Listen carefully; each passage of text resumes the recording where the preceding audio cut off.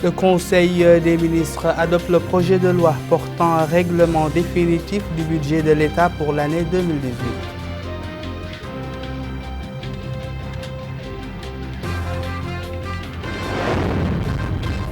Sortie de la 12e promotion de l'École nationale d'état-major constituée de 53 officiers des différents corps des forces armées.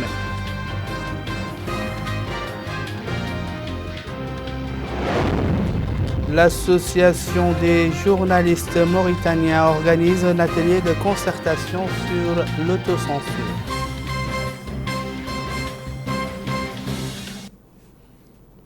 Mesdames et messieurs, bonsoir et merci de nous accueillir chez vous. Je vous le disais dans les titres, le Conseil des ministres réuni ce jour sous la présidence du président de la République, M. Mohamed Ould Abdel Aziz, a adopté un projet de loi portant un règlement définitif du budget de l'État pour l'année 2018. Le Conseil a également adopté plusieurs projets de décret. Les détails dans le communiqué final sanctionnant les travaux du Conseil des ministres que nous livre Mohamed Lamine Bakar. Le Conseil des ministres s'est réuni aujourd'hui sous la présidence de son Excellence M. Mohamed Ould Abdel Aziz, président de la République. Le Conseil a examiné et approuvé un projet de loi portant un règlement définitif du budget de l'État pour l'année 2018. Le Conseil a également examiné et adopté les projets de décrets suivants. Projet de décret portant création, organisation et fonctionnement d'un établissement public à caractère industriel et commercial dénommé Agence de gestion des palais de congrès de Mauritanie, APCM. Projet de décret fixant les indemnités, primes et avantages des personnels de la protection civile. Projet de décret portant nomination du président et des membres du Conseil d'orientation et de coordination de l'Agence nationale de promotion de l'emploi des jeunes, ANAPEJ. Projet de décret portant nomination du président et des membres du Conseil d'administration du Parc national du Djaouling.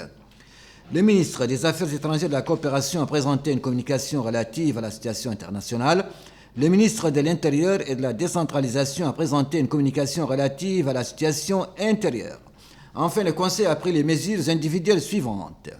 Secrétariat général de la Présidence de la République, Conseil économique, social et environnemental, Secrétaire général Mohamed Mahmoud Sidi El Haj Brahim, ministère de l'économie et des finances, cabinet du ministre, conseiller chargé du secteur privé Mokhtar Ghagui, administration centrale, direction générale des investissements publics et de la coopération économique, direction de la programmation des investissements, directeur Mohamed Yahya Mohamed Mustafa, précédemment directeur adjoint de la préparation des lois des finances à la direction générale du budget. Ministère des Pêches et de l'Économie maritime, établissement public chantier naval de Mauritanie, directeur général adjoint Traoré Moussa, ingénieur en eau potable et assainissement, précédemment chef de la cellule de contrôle des périmètres irrigués de l'extension du casier pilote de Bogué. Ministère délégué auprès du ministre de l'Économie et des Finances chargé du budget, cabinet du ministre, conseiller fiscal Suleiman Sidi Mohamed Heiba, précédemment directeur de l'information, des études, des réformes fiscales et de formation à la Direction générale des impôts.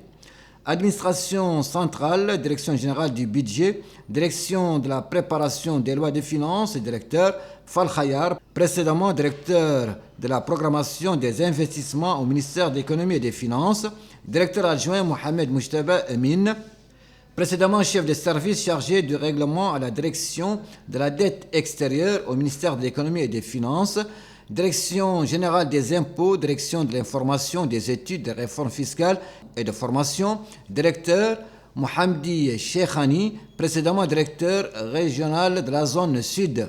Direction régionale de la zone sud, directeur Zakaria Diara, précédemment directeur adjoint à la même direction, directeur adjoint Abou Bakrin Mamadou Khan, précédemment chef des services contentieux à la direction générale des impôts. Cellule chargée de la communication, de l'orientation et de conseil aux contribuables, directeur El Husseini Moussa Ouad, professeur. Direction générale des domaines et du patrimoine de l'État, direction du patrimoine de l'État, directeur adjoint, Sidi Ahmed Omar, précédemment chef de service à la direction générale des domaines et du patrimoine de l'État. Les résultats du Conseil des ministres ont été commentés aujourd'hui lors du point de presse hebdomadaire par le ministre de la fonction publique, du travail, de l'emploi et de la modernisation de l'administration, porte-parole du gouvernement par intérim, Seydina Ali Ould Mohamed Khouna, et son homologue de l'économie et des finances chargé du budget, Mohamed Oulkambo. Une conférence de presse que vous pouvez suivre comme d'habitude après ce journal.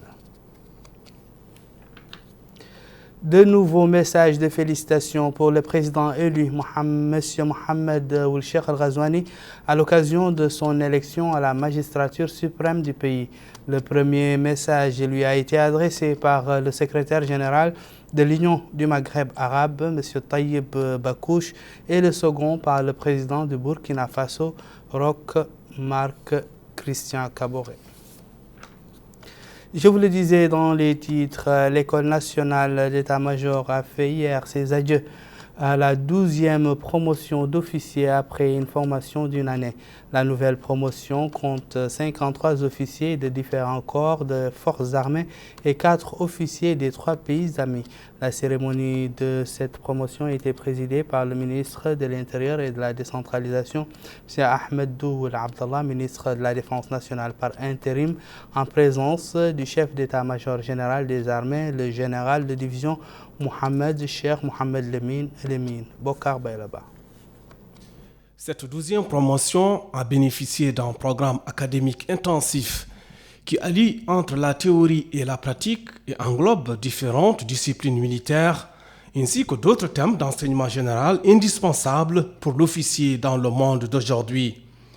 La promotion est constituée de 53 officiers de différents corps des forces armées, dont 39 officiers de l'armée nationale, 4 officiers de la gendarmerie nationale, 6 officiers de la garde nationale et 4 officiers de 3 pays frères, l'Arabie saoudite, le Yémen et le Mali. La cérémonie a été supervisée par le ministre de l'Intérieur et de la Décentralisation, Ahmedou Ould Abdallah, ministre de la Défense nationale par intérim. Il était en compagnie du chef d'état-major général des armées, le général de division Mohamed Cheikh Mohamed Lemine.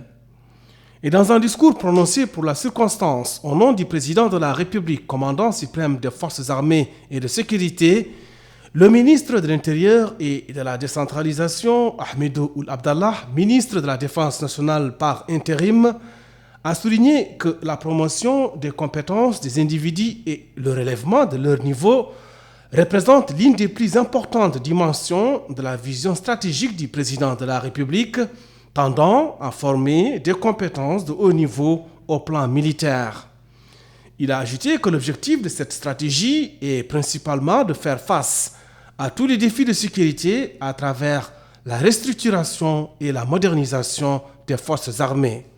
Le ministre a loué la préparation, la planification opérationnelle et les divers programmes d'enseignement de l'École nationale d'état-major qui ont permis aux stagiaires et aux cadres de se distinguer et participer avec succès à diverses activités avec les partenaires. Le colonel Sidi Mohamed Hamadi, commandant de l'École nationale d'état-major, a déclaré que la sortie de cette promotion d'officiers constitue un apport qualitatif pour les forces armées et de sécurité grâce aux connaissances acquises au cours d'une année de formation. Il a passé en revue les tâches assignées aux officiers d'état-major et soulevé les difficultés de plus en plus complexes auxquelles ils sont confrontés, ce qui requiert une formation adaptée. Le commandant de l'école a en outre loué le niveau de partenariat et de coopération entre l'établissement et certains pays et institutions. Pour sa part, le capitaine Mohamed Isselmou Mohamed Srir a, au nom de l'administration et du staff d'encadrement de l'école, salué le sérieux, l'assiduité et l'abnégation dont les sortants ont fait preuve durant la formation. S'exprimant au nom des officiers sortants des pays frères, le lieutenant-colonel Badr Abdelaziz Nasser El-Bejian du Royaume d'Arabie Saoudite a exprimé sa reconnaissance pour la Mauritanie, pour l'hospitalité légendaire et le soin dont ses collègues et lui ont fait l'objet durant leur formation. Il a en outre loué le niveau et l'engagement du staff d'instructeurs de l'établissement. Au terme de la cérémonie, le ministre de l'Intérieur et de la Décentralisation, ministre de la Défense nationale par intérim, le chef d'état-major général des armées et le commandant de l'école ont remis des attestations aux sortants, des prix pour les recherches et une distinction spéciale pour l'officier qui s'est le plus distingué durant la session. À ce jour, l'École nationale d'état-major a formé 370 officiers ici des différents corps des forces armées et de sécurité et 10 officiers venant des pays frères et amis. La cérémonie s'est déroulée en présence des chefs d'état-major des forces armées et de sécurité, l'inspecteur général des forces armées et de sécurité, le wali de Nouakchott-Ouest, l'ambassadeur du Yémen et les attachés militaires de certaines ambassades à Nouakchott. L'autocensure et la déontologie professionnelle dans le domaine du journalisme. Le thème était aujourd'hui au centre d'un atelier de concertation organisé par l'Association des journalistes mauritaniens. Une soixantaine de journalistes étaient conviés à ce débat. Moussa Ndiaye. Cet atelier sur l'autocensure et la déontologie dans le domaine du métier de journalisme est organisé au profit de 60 confrères venus de la presse publique et privée.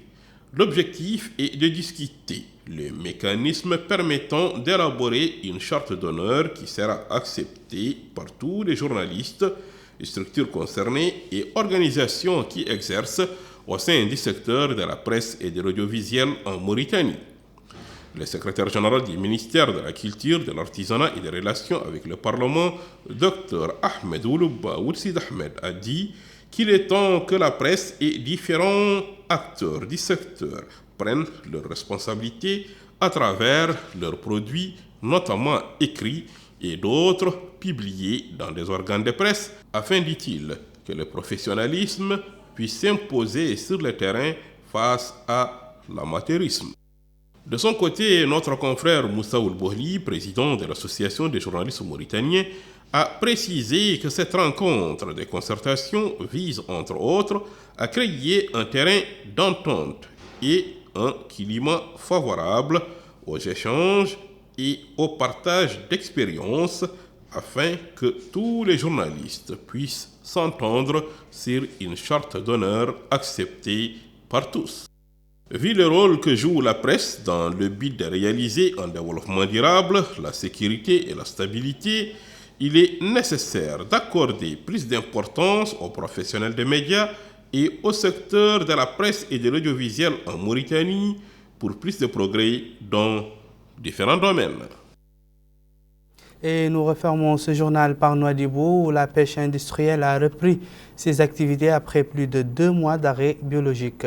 Plus de 100 navires spécialisés dans la pêche des céphalopodes ont déjà repris la mer après s'être acquittés des formalités exigées par les autorités compétentes. Mohamed Lamine Bakar. La pêche industrielle a repris ses activités après un arrêt de 2 mois et 15 jours consécutifs au repos biologique. Une mesure imposée par le ministère de l'Économie et des Pêches depuis maintenant plusieurs années, destinée à rationaliser l'activité des pêches et à permettre le renouvellement de la ressource halieutique. À notre niveau, la circonscription maritime qui est chargée, qui est un service régional de la marine marchande, qui est chargée de gérer les relations marins et armateurs, à notre niveau, il n'y a pas eu de problème posé. Les choses sont passées convenablement et avec fluidité. Jusqu'à présent, il y a plus de 100 et quelques navires qui ont terminé leurs formalités à notre niveau, qui ont plus de 2000 marins mauritaniens. Et pour l'occasion, je vous informe que ce sont des bateaux uniquement mauritaniens et que c'est la pêche industrielle des céphalopodiens et qui est devenue exclusivité mauritanienne. Il n'y a pas d'étrangers, il n'y a pas de bateaux étrangers. Et c'est un moyen de conservation. C'est un moyen qui a été imposé depuis longtemps par le département, qui est un moyen de conservation. Et à notre niveau, comme je vous l'ai dit, la CM de Nouadhibou, qui est chargée des relations armateurs-marins, on n'a pas jusqu'à présent un niveau un problème posé et les choses sont déroulées convenablement. Il y a 2 semaines, la pêche artisanale reprenait ses activités. Une avance permettant aux pêcheurs artisans de réaliser d'importantes captures de poulpes en guise d'encouragement à ce secteur où la pêche au poulpe est devenue depuis 2012 exclusivement réservée aux seuls pêcheurs mauritaniens. C'est la fin de ce journal, je vous rappelle les titres. Le Conseil des ministres adopte le projet de loi portant un règlement définitif du budget de l'État pour l'année 2018.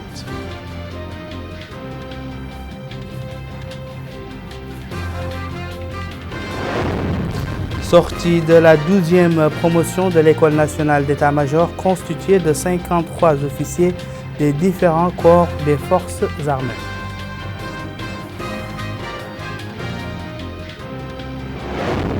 L'association des journalistes mauritaniens organise un atelier de concertation sur l'autocensure.